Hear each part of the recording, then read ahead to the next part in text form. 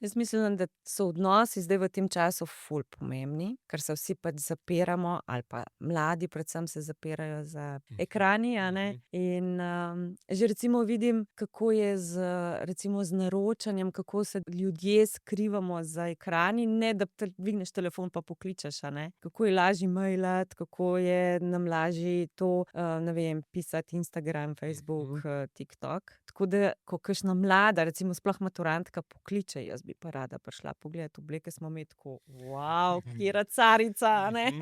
A veš, da še obstaja. Tako škoda mi je, ker mogoče, če pokličeš po telefonu, dobiš prvi stik, ali si zaželen ali ne.